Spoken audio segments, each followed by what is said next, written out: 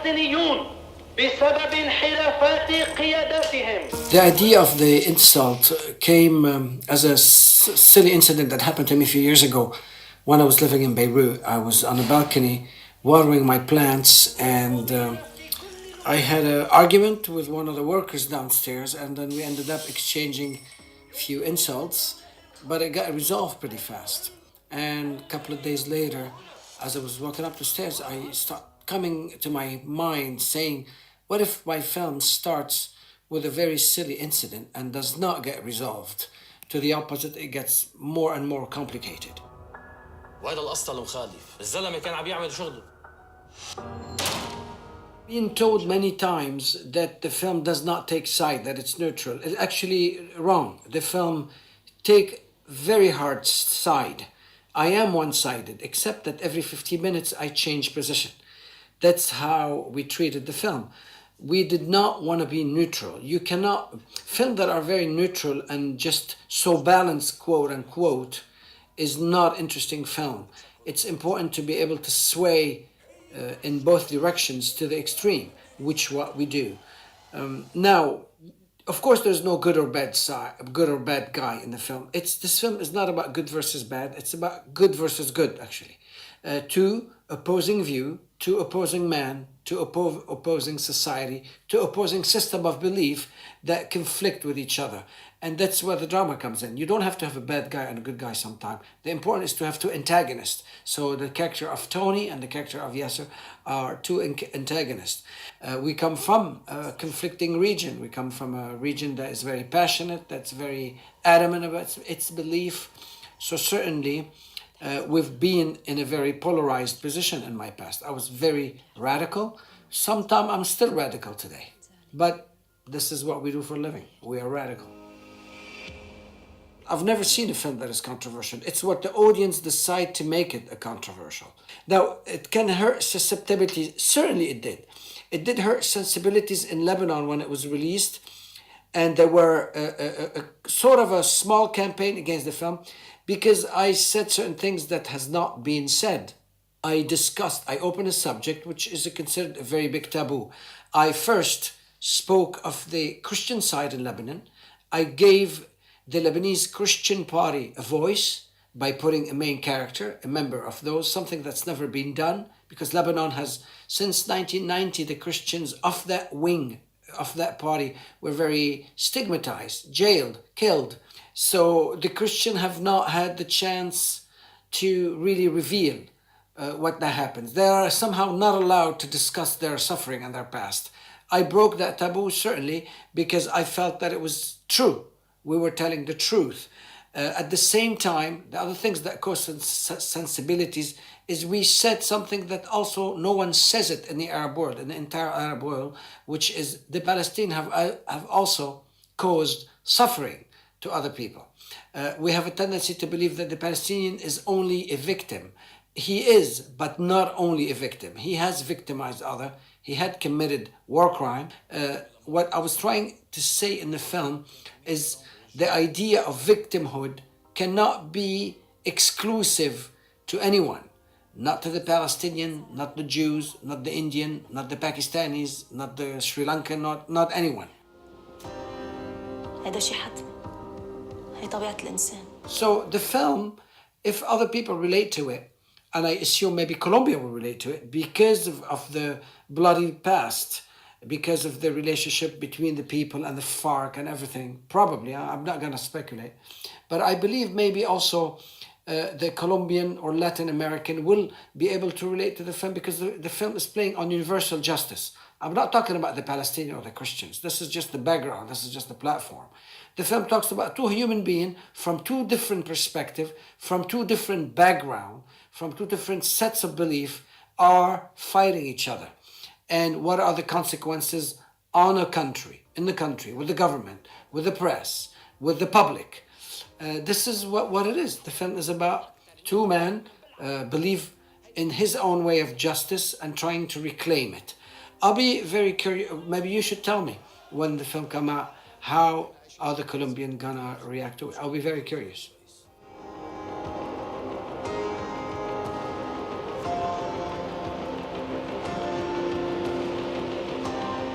like to send a message for the Colombianos and Colombianas and for the students at the University de los Andes that I want to say, I wish I could be in Latin America with you. I wish I could be in Colombia to share this film. I hope you enjoy the film. It's a simple movie. It's very easy to follow, and hopefully on the next film.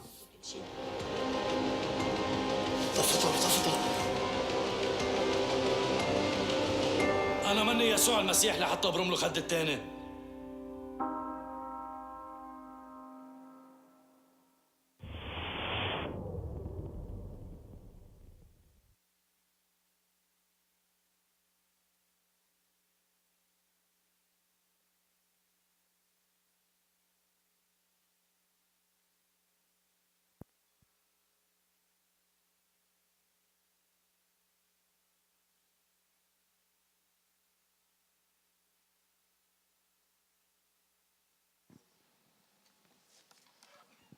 Aló, buenas tardes a todos.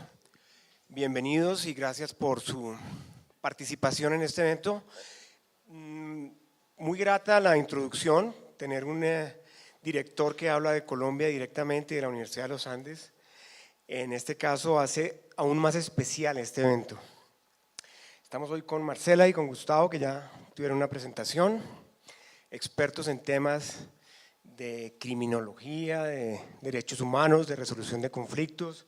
Gustavo en este momento un miembro magistrado de la JEP en Colombia y Marcela encargada del Departamento de Política Criminal en la Universidad del Externado. Lo único que vamos a ser muy cortos porque no tenemos espacio y queremos que finalmente la finalidad es ver la película. De entrada les voy a decir, y ya se dieron un poco cuenta, van a ver una excelente película. La vi hace unas semanas y cuando supe que había sido una nominada al premio Oscar y que no había ganado el premio Oscar, me quedé aterrado porque dije, si hay una película mejor que esta, que me la muestren. No he tenido oportunidad de ver la película chilena, que tengo entendido que es buena, pero me costará trabajo creer que sea mejor que esta. Eso como una introducción. Voy a decirles algo rápidamente sobre el director. Suad Dueri ha hecho 4 películas. Su primera película fue West Beirut, que la hizo sobre su experiencia cuando joven, tenía más o menos 12, 15 años, cuando empezó la guerra civil en el Líbano. Él a los 18 años viaja a los Estados Unidos, a Los Ángeles, estudia cine y cuando puede volver a Beirut hace esta película con fondos franceses y esa película fue un éxito, no la he visto. Después de eso hace otra película que se llama Lila Says o Lila Talks y la otra película que tiene que ver sobre el tema palestino, israelí, que se llama El ataque o El atentado, que también la he visto y es muy buena, pero esta me parece mejor. Y esta es su 4ª película con la que ya he dicho, pues de la que ya he dicho algunas cosas. La película es soberbiamente actuada, los actores son excepcionales. La película tiene un desarrollo en términos de cómo va creciendo la tensión que los va a tener permanentemente atrapados y trata unos temas de una profundidad y de un alcance universal. Entonces la hace verdaderamente una película excepcional.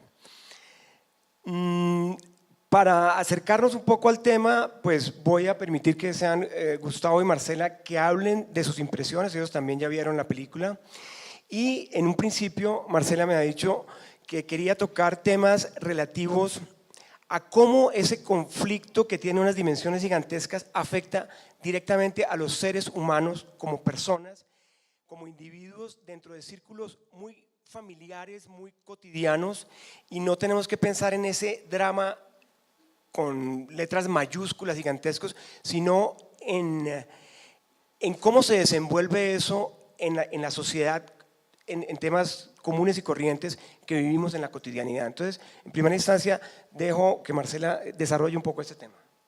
Bueno, gracias. Buenas tardes. Bueno, yo vi la película hace como 20 días. Me encantó porque el arte, el cine dice muchas cosas, como lo decía el director, que a veces no se dicen. El contexto puede ser en cualquier lugar del mundo y al principio quedé preocupada y después quedé satisfecha con la película. ¿Qué quiero decir con esto? Hay dos temas que quiero resaltar, no puedo contar la película, pero dos temas fundamentales. Yo estudio criminología, hago trabajo empírico del sistema penal, del sistema carcelario, y encontré en la película dos ideas fundamentales. Una, pues a partir del título de la película, el insulto, un insulto.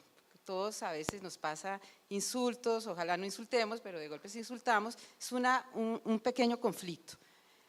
La reacción a un pequeño conflicto o a un insulto pueden ser muchas. En la película yo encontré dos reacciones fundamentales.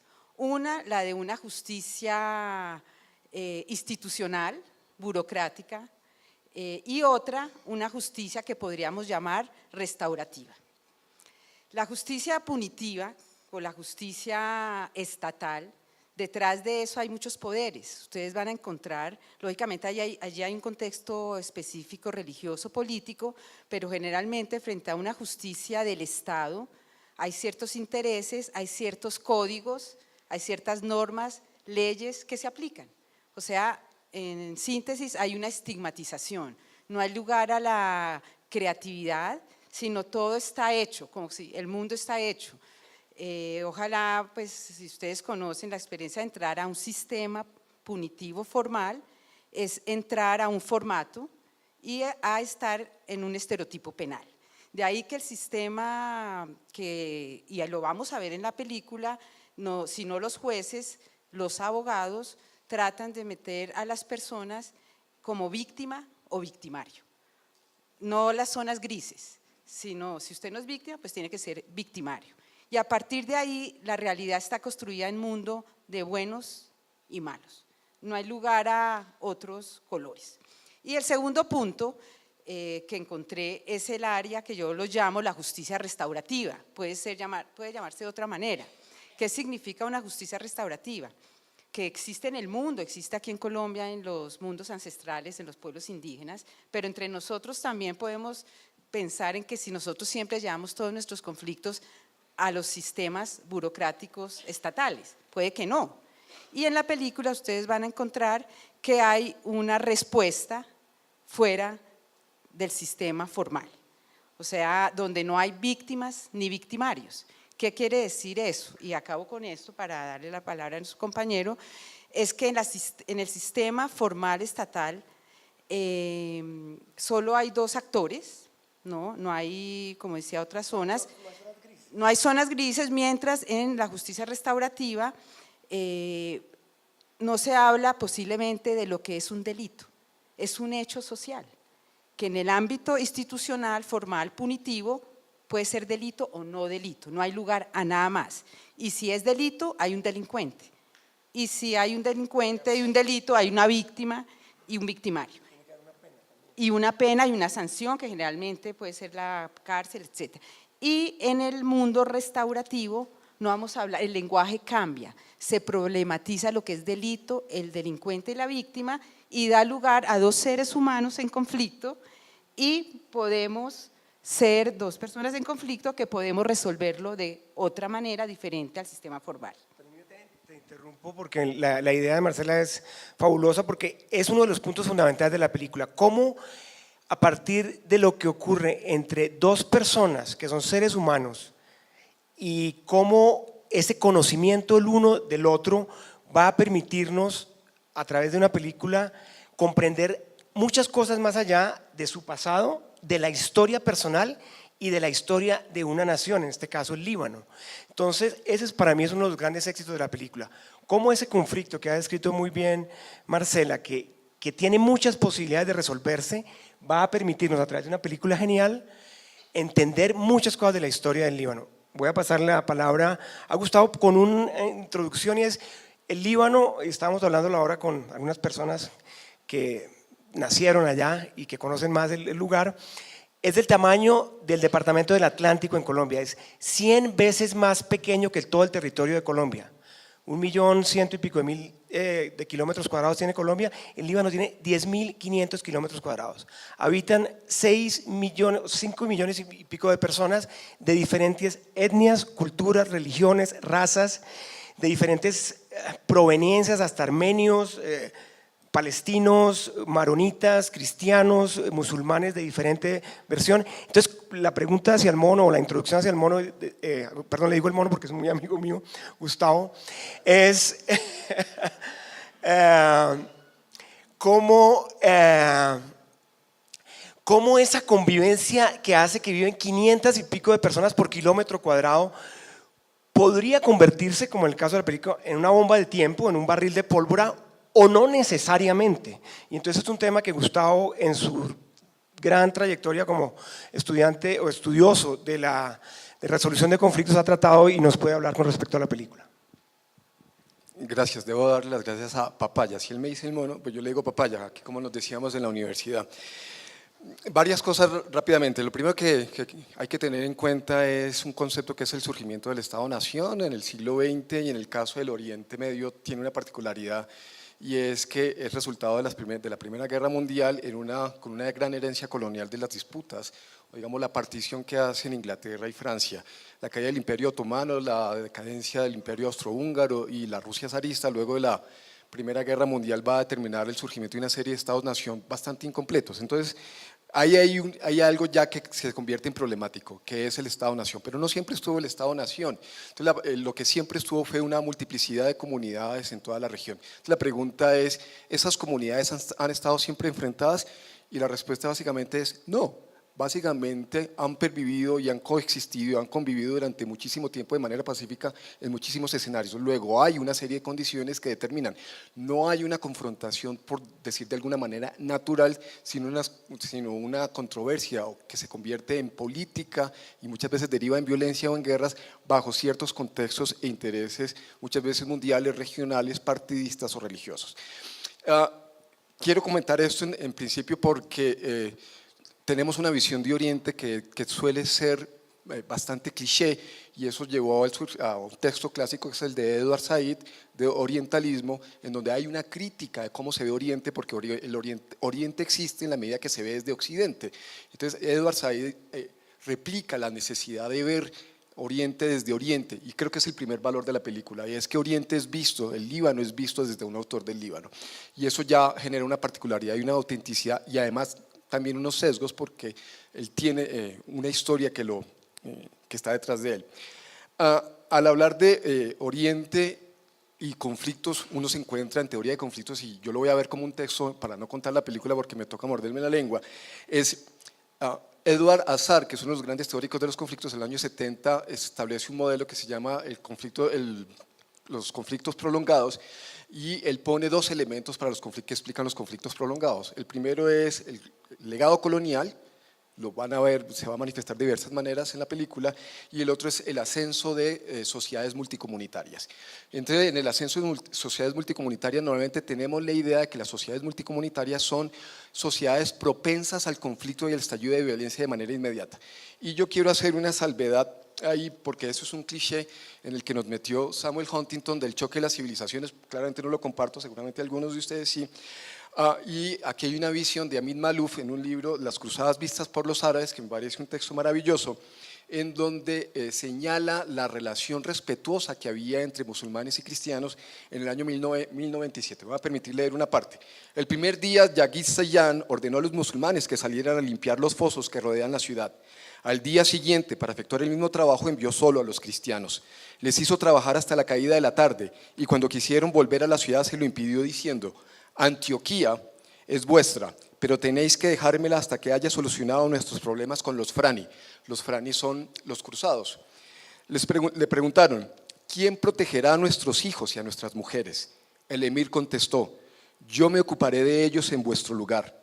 Protegió efectivamente a las familias de los expulsados y no permitió que les tocara ni un pelo de la cabeza. Este es un texto de Amin Maalouf que cita a Ibn al-Athir, en un texto del año 1097. Simplemente quiero insistir sobre un punto muy sencillo. Los conflictos son muchas veces creados por intereses políticos.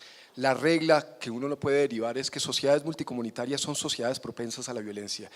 Y indudablemente es que hay una implementación o utilización de intereses personales o políticos en ciertas coyunturas. Lo vimos en Yugoslavia y aquí lo van a ver en algún momento. Y solo para terminar, que yo creo que ya casi me voy a callar, Cuando se habla de los conflictos, Crisper plantea una serie de elementos que llevan al clímax, que es el de la violencia.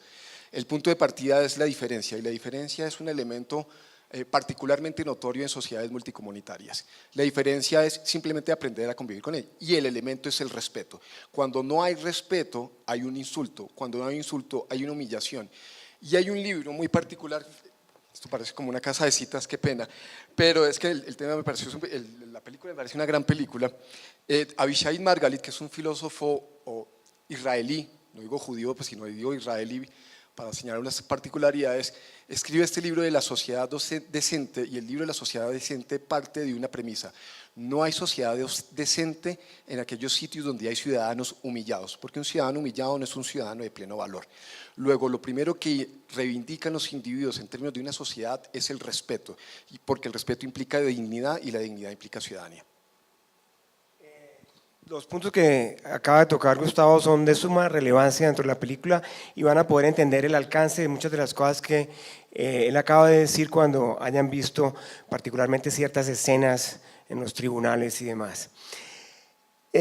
Marcela quería decir algo con respecto a lo que dijo Gustavo, ¿no?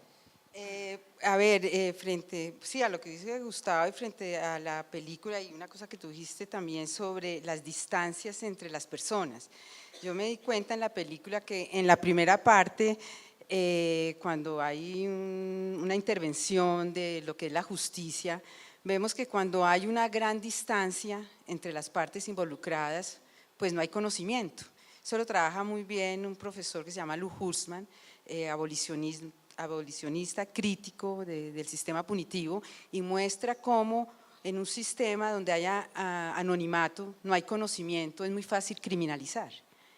Mientras en un sistema donde nosotros nos conocemos, y yo conozco muy bien a Jaime, para mí es muy difícil criminalizarlo, ¿no? Entonces vemos en la segunda parte de la película que entre más conocimiento hay más cercanía, hay menos distancia y hay menos castigo, ¿no? Por un lado. Y por el otro, para dejar como reflexión, creo que la película nos ayudaría a pensar qué entendemos nosotros por el diálogo o cómo asumimos nosotros el diálogo en nuestras sociedades. Puede haber un diálogo, una simple formalidad, o un diálogo que busque una transformación social, un diálogo que reconstruya las sociedades.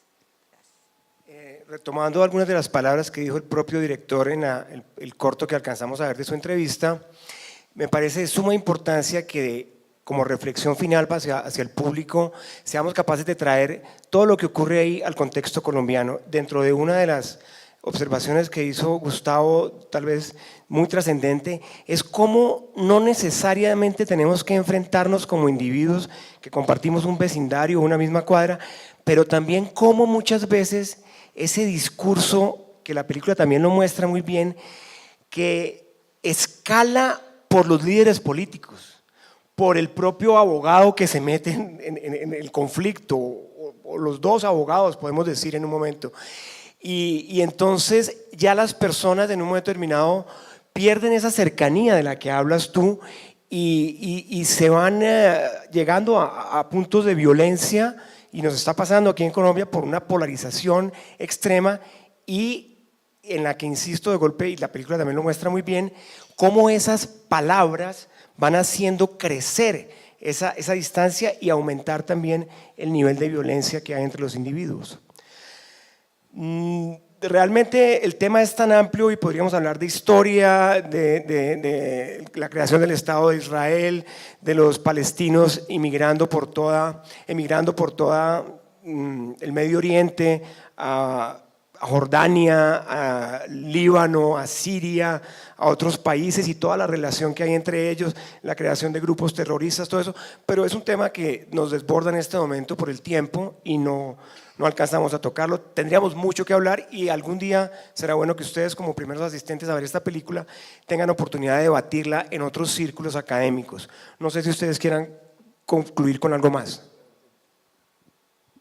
Solamente para cerrar, me parece interesantísimo el punto de reconciliación y un elemento muy sutil que aparece en la película, que es el de la memoria y las disputas de la memoria sobre el pasado, en términos no solo de la reconciliación, sino de abordaje del trauma.